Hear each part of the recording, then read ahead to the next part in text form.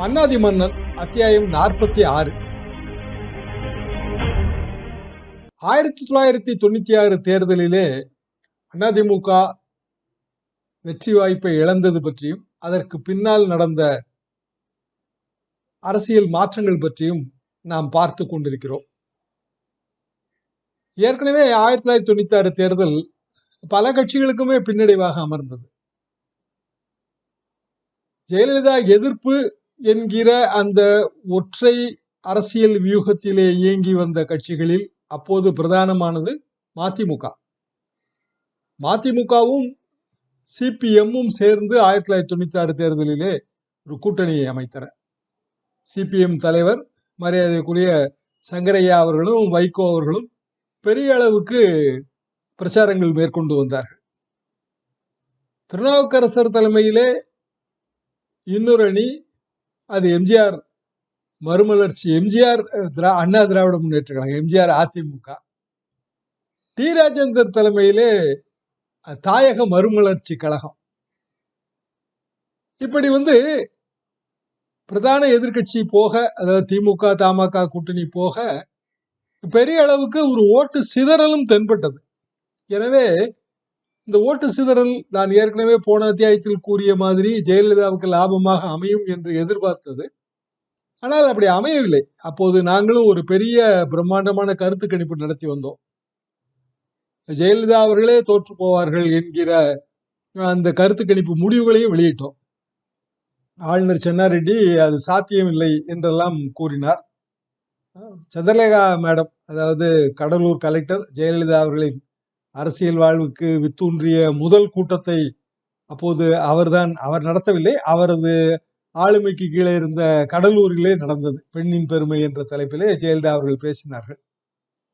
நடராஜன் அண்ணன் சந்திரலேகா கலெக்டரிடம்தான் பிஆர்ஓவாக இருந்தார். அவரது மனைவிதான் திருமதி சசிகலா அவர்கள். அப்பேற்பட்ட சந்திரலேகா அவர்களே ஜெயலலிதா தோற்க மாட்டார், உங்களது கருத்து கணிப்பு தவறு என்றெல்லாம் கூறினார். ஆனாலும் ஜெயலலிதா தோற்றார். இத்தனைக்கும் நான் ஏற்கனவே கூறிய மாதிரி டி ராஜேந்தரும் கணிசமான அளவுக்கு வாக்குகளை பிரித்தார். சொந்த தொகுதி பர்கூர், சுகவனம் என்கிற ஒரு வேட்பாளரிடம், திமுக வேட்பாளரிடம் தோற்று போனார்.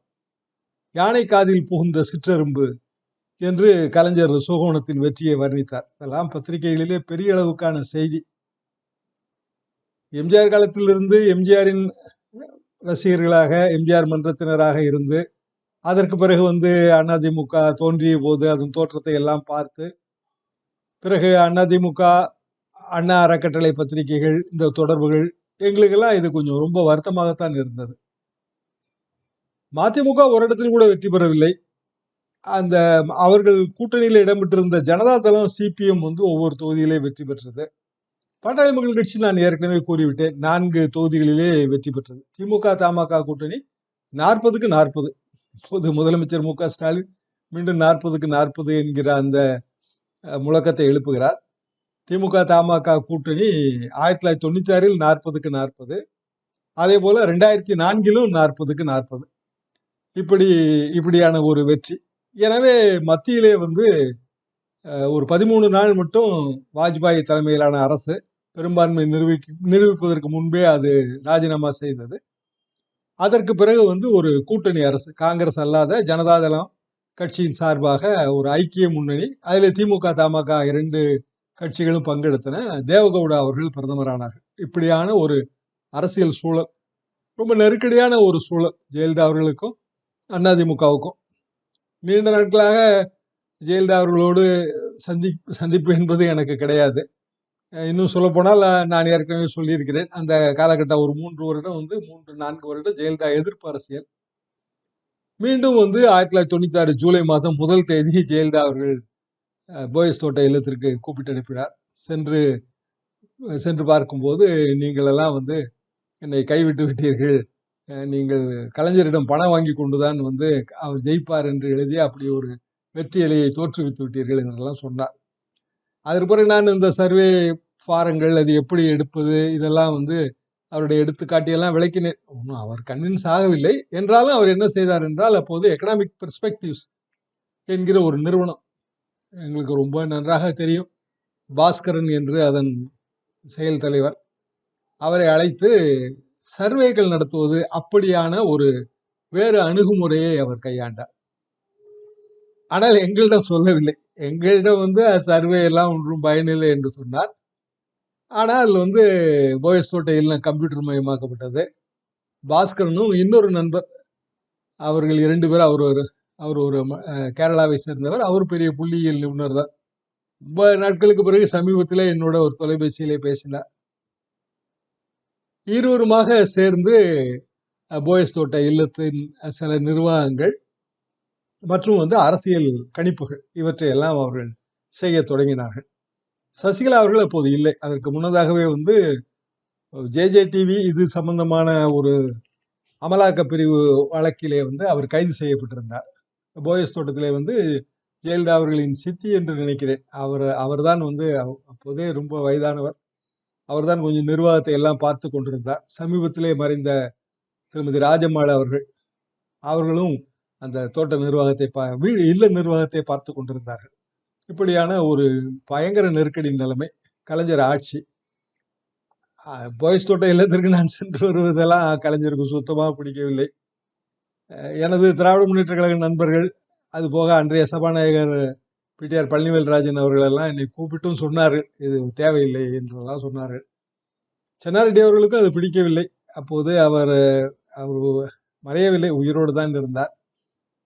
ஆனாலும் கூட நான் என்ன நினைத்தேன் என்றால், பத்திரிகை என்பது அது எப்போதுமே எதிர்க்கட்சியாக செயல்பட வேண்டும். ஆளுங்கட்சி சார்பாக ஒரு பத்திரிகை செயல்பட்டால் அந்த பத்திரிகை அது சரியாக வராது. அது விற்பனை என்று மட்டும் நான் பார்க்கவில்லை.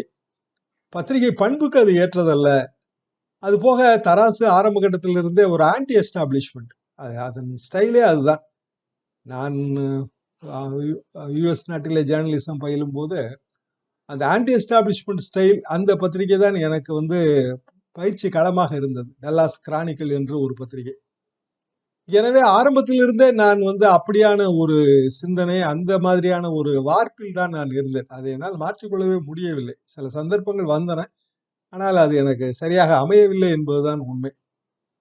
எனவே இயல்பாக திமுக ஆளுங்கட்சி, எதிர்கட்சியாக இருக்கிற அதிமுக இப்படியான ஒரு சிந்தனையை நோக்கித்தான் அன்றைய தேதியிலே பத்திரிகையாளனாக, நான் கள பத்திரிகையாளனாக இருந்ததால் அப்படித்தான் எனது சிந்தனை போனது. அந்த காலகட்டத்திலே சென்னாரெட்டி அவர்கள் ஹைதராபாத் கிளம்பி சென்றார்கள். அவர் சென்ற அன்று இரவே அவர் அங்கு மாரடைப்பு காரணமாக இயற்கை எய்தினார். அதற்கு பிறகு வேறு ஆளுநர் இங்கு வந்தார். இப்படி இங்கும் பல மாற்றங்கள் ஏற்பட்டன. பலரும் செல்வ கணபதி உட்பட அதிமுக அமைச்சர்கள் பலரும் இதே மாதிரியான சோதனைகள், இப்போது நீங்கள் பார்க்கிற இதே சோதனைகள், ஆனால் கைது, எல்லாமே கைது நடவடிக்கை. இந்த கைதுகள் பொதுவாக ஒரு அரசியல் இறக்கத்தை தான் ஏற்படுத்தும் என்பது என் கருத்து. இப்போதெல்லாம் கைது நடவடிக்கை எடுப்பதில்லை, அதை பார்த்தீர்கள் என்றாலே புரியும். ஜெயலலிதா அவர்கள் கைது செய்யப்படுவார்கள் என்கிற அந்த ஒரு பேச்சு இருந்தது. அவரிடம் அதை கூறி முன்ஜாமீன் பெற்றுக்கொள்ளலாம் என்று சொன்ன போது அவர் அதை மறுத்து விட்டார். ஜெயலலிதா அவர்கள் ஒரு துணிச்சலான ஒரு பெண்மணி, திரை நட்சத்திரமாக இருந்து வந்தாலும் அவரது துணிச்சலை நான் பல நேரங்களிலே பார்த்திருக்கிறேன். 1982 ஆண்டு தான் அதிமுக அரசியலுக்குள்ள அவர் வருகிறார். அது வரைக்கும் திரை நட்சத்திரம். கொள்கை பரப்பு செயலாளராக 1983, 84 ராஜ்யசபா எம்பி, 84 எம்ஜிஆர் அவர்களுக்கு உடல்நலம் சரியில்லாமல் போனது. ஆர்எம்ஐ உட்பட சீனியர் தலைவர்கள் ஜெயலலிதாவை ஓரங்கட்டினார்கள். 85, 86, 87 இந்த 3 ஆண்டுகளுமே ஜெயலலிதா அவர்கள் பெரிய போராட்டங்களை சந்தித்து, 87 எம்ஜிஆர் மரணம், 88 கட்சி பிளவு, 89 எதிர்கட்சி தலைவி, இப்படி ஒரு ரோலர் கோஸ்டர் ரைடு அவரது அரசியல் வாழ்க்கை என்பது. ஆனால் துணிச்சலான ஒரு இரும்பு பெண்மணி என்பதிலே எனக்கு எப்போதுமே சந்தேகம் இருந்ததில்லை. அதுவே பல நேரங்களில் அவரை அந்நியப்படுத்தியும் விட்டது. அதாவது ஒரு இரும்பு கோட்டைக்குள்ளேயே இருந்து விடுவார். எனவே பல நேரங்களில் அந்த வெளி உலகங்கள் அல்லது இங்கு மக்கள் மத்தியில் இருக்கிற எண்ணங்கள் இவை எல்லாமே புரியாமல் போனது. அதாவது திரை நட்சத்திரமாக அரசியல் வானிலை ஜொலித்த எம்ஜிஆர் அவர்களுக்கும் ஜெயலலிதா அவர்களுக்குமான மாபெரும் வேறுபாடு, அந்த அடித்தட்டு மக்களின் அந்த டச், அதை ஜெயலலிதா இழந்தார். எல்லா அரசியல் கட்சிகளுக்கும் ஒரு வாக்கு வங்கி இருக்கிறது. இந்த வாக்கு வங்கி தொடர்ந்து பராமரிக்கப்பட வேண்டிய ஒன்று. எனது 40 ஆண்டு கால அனுபவத்திலே நான் பார்த்தது அதுதான். அது ஜாதி ரீதியாகவும் இருக்கலாம், மொழி ரீதியாகவும் இருக்கலாம். அதிமுகவுக்கு என்று அந்த மாதிரி ஜாதி ரீதியான வாக்கு வங்கிகள் உண்டு. முக்குலத்தோர், தேவர்கள், தேவர்கள் உள்ளிட்ட முக்குலத்தோர் மற்றும் கவுண்டர் இனத்தவர்கள், முத்திரையர்கள், மீனவர்கள், இப்படி நாம் பல இனங்களை சொல்லலாம். இது ஜாதி கட்சி என்ற ஒரு முத்திரைக்காக நான் சொல்லவில்லை. அரசியல் கட்சி என்பதன் அடித்தளத்திலே கண்டிப்பாக ஜாதி ரீதியான வாக்கு வங்கி உண்டு. அதிமுகவுக்கு மொழி சிறுபான்மையினர் வாக்கு வங்கியும் இருந்தது. அது ஒரு வகையான ஒரு சாஃப்ட் இந்துத்துவா ஒரு பாணி அரசியல் தான். பெரியார் மாதிரியான ஒரு தீவிர அரசியல் கிடையாது. கலைஞர் கடவுள் மறுப்பில் எல்லாம் ரொம்ப தீவிரமாக இருப்பார். அப்படியான தீவிர ஒரு கொள்கை எல்லாம் கிடையாது. கடவுள் மறுப்பு, மத ரீதியான விஷயங்கள்லாம் கிடையாது. ஜெயலலிதா அவர்கள் நேரடியாகவே ஆன்மீகவாதியாகவே இருப்பவர். எம்ஜிஆர் அவர்கள் நேரடியாக ஆன்மீகவாதியாக காட்டிக்கொள்ள மாட்டார். ஆனால் அதே நேரத்தில் அவர் அவரது இறை நம்பிக்கையை மறுத்தது கிடையாது. இப்படியான ஒரு நடுநிலைமையாக மக்களோடும் ஒட்டி போகிற ஒரு தன்மை இருந்தது. பெரும்பாலும் நீங்கள் பார்த்தீர்கள் என்றால் கடவுள் மறுப்பு என்பது ஒரு வகையான எண்ணிக்கையில ரொம்ப குறைவு. கடவுள் மறுப்பாளர்கள், இறை மறுப்பாளர்கள் என்பவர்கள் குறைவு. பெரியாரை பலரும் விமர்சித்து பேசும்போது அவரது பல கொள்கைகளை மறந்து விடுகிறார்கள். அவரது ஒரு கொள்கை தான் இறை மறுப்பு. அதுக்கு உண்மையிலேயே பெரியார் காலத்திலேயே அதற்கு பெரிய ஆதரவு கிடையாது. ஆனாலும் கூட இன்றைக்கு வலதுசாரி சித்தாந்தத்திலே பெரியாரை பெரிய எதிரியாக கட்டமைக்கிறார்கள். அது சரியான அரசியல் கிடையாது. காரணம், பெரியாரை நாம் ஏன் போற்றுகிறோம் என்றால் அவரது வேறு பல கொள்கைகளுக்காக, பெண் விடுதலைக்காக, பெண்கள் முன்னேற்றத்திற்கு பாடுபட்டதற்காக, விதவை பெண்கள் திருமணத்திற்காக பாடுபட்டதற்கு, சுயமரியாதை திருமணத்திற்கு பாடுபட்டது, இப்படி பல விஷயங்கள் பெரியார் வாழ்க்கையிலிருந்து எல்லா அரசியல் தலைவர்களும் கற்றுக்கொள்ள வேண்டிய பாடங்கள் எல்லாம் இருக்கின்றன. கடவுள் மறுப்பு மட்டுமே அவரது சித்தாந்தம் ஆகாது. எம்ஜிஆர் அவர்கள் பெரியாரையும் போற்றினார். அதே நேரத்திலே கடவுள் மறுப்பு அந்த மாதிரியான விஷயத்திற்குள் வரவே இல்லை. பெரியாரின் எழுத்து சீர்திருத்தத்தை துணிச்சலாக தமிழ்நாட்டிலே அறிமுகப்படுத்தினார். அதே நேரத்திலே பெரியார் பிள்ளையார் சிலையெல்லாம் உடைப்பார். அதெல்லாம் எம்ஜிஆர் அந்த மாதிரியான ஒரு தீவிரவாத அரசியலுக்கே போக மாட்டார். அது போக இந்த தொண்டர்களையும் பெரிய பெரிய போராட்டங்களில் ஈடுபடுத்துவது, இதெல்லாம் எம்ஜிஆர் அவர்கள் விரும்பியதே கிடையாது. அது ஒரு கட்சியை பலவீனப்படுத்தும் என்பது அவரது எண்ணம். ஆக அதிமுக என்கிற அந்த கட்சி தோல்வியே அடையாமல், எம்ஜிஆர் என்கிற ஒரு மாமனிதர் முதலமைச்சர் பதவியில் இருந்து இறங்காமலேயே அவ்வளவு தூரம் புகழின் உச்சியிலேயே அவருக்கு இயற்கை எழுதுகிற ஒரு நல்வாய்ப்பு கிட்டியது. காரணம், மக்கள் மீது இருந்த நேசம்தான். ஆனால் ஜெயலலிதாவை பார்த்தீர்கள் என்றால் உள்ளூர் அரசியல் என்றில்லை, உலக அரசியல் கூட அவருக்கு தெரியும். நீங்கள் அவரது அந்த லைப்ரரியை ஆர்கனைஸ் செய்கிற ஒரு வாய்ப்பு எனக்கு கிடைத்தது. எல்லா புத்தகங்களும் வைத்திருப்பார்.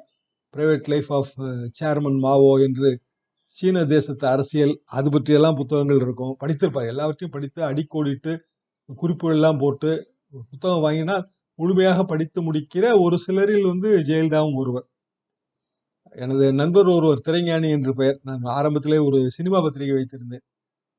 அதுல இருந்து பழக்கம். அவர் சொல்வார், ஜெயலலிதாவிடம் அயர்லாந்து தேர்தல் பற்றியும் நாம் பேசலாம், மாசேதுங் பற்றியும் பேசலாம் என்றெல்லாம் திரைஞானி சொல்வார். 30 ராஜ்யசபா தேர்தல், ராஜ்யசபா உறுப்பினர் அவர் ஆன போது அண்ணாவின் இருக்கை அவருக்கு ஒதுக்கப்பட்டு குஷ்வந்த் சிங்கே அவரை பெரிதளவுக்கு பாராட்டினார். அறிவுடைய அழகான பெண்ணல் என்றெல்லாம் பாராட்டினார்.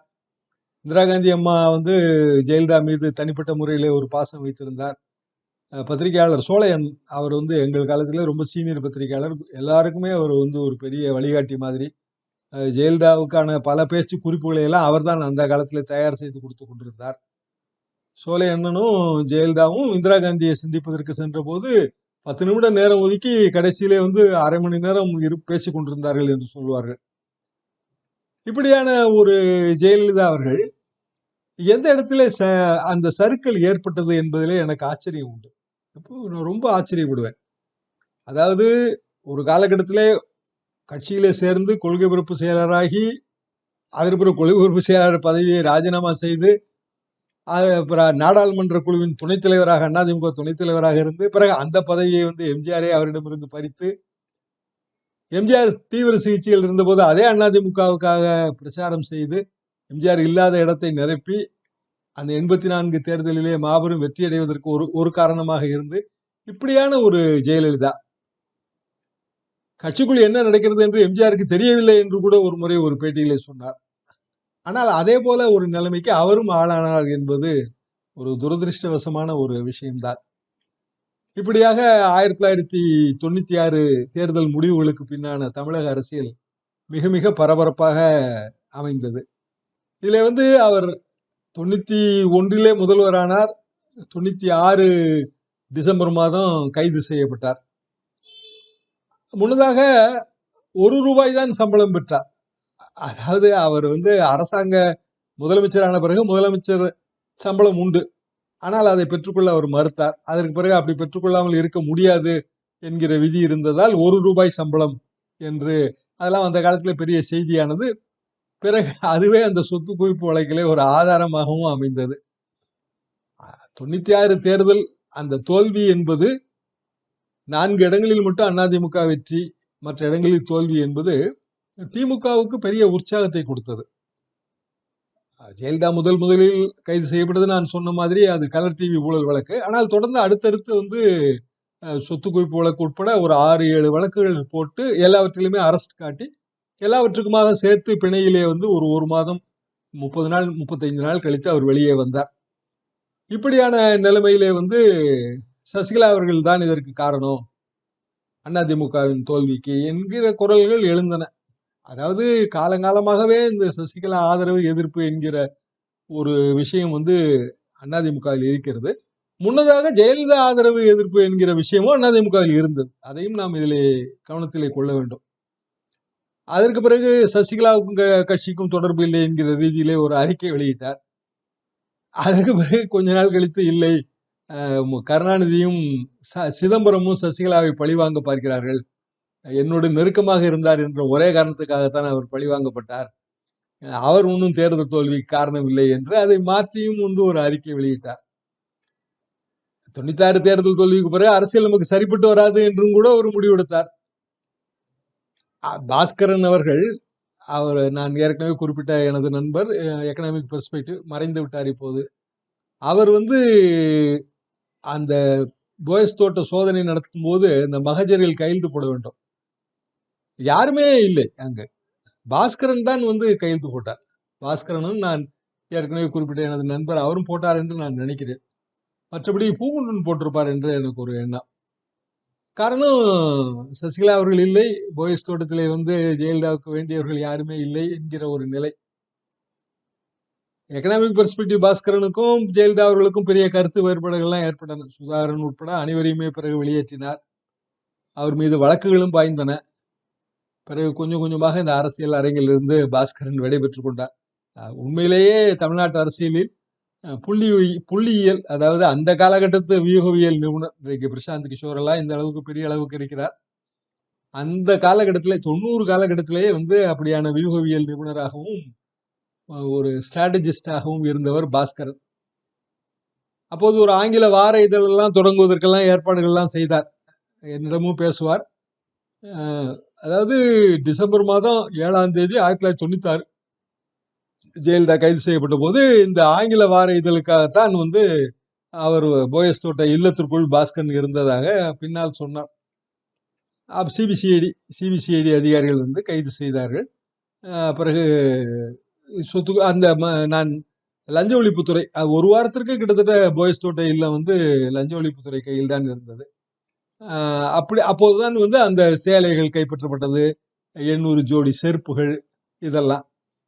அதே பின்னால் ஜெயலலிதா அவர்கள் என்னிடம் பேசும்போது, நீங்கள் 1966 நீங்க என்ன செய்து கொண்டிருந்தீர்கள் என்று கேட்டார்.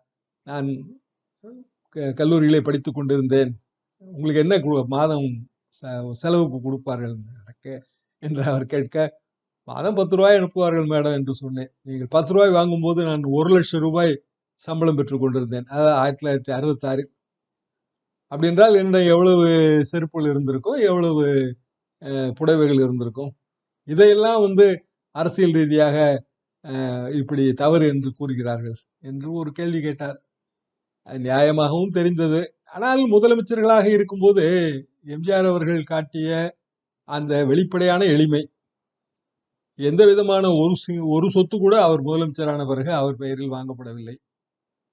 அவருக்கென்று அவர் மறைமுகமாக பினாமிகளும் வைத்திருக்கவில்லை. பினாமி பொசஷன் என்பதே மென்டல் பொசஷன். வெறுமனே மனதளவில் தான் நாம் நாம் சொத்துக்கு உரிமையாளர்கள். பி.எச். பாண்டியன் அவர்கள் அடிக்கடி கூறுவது இது.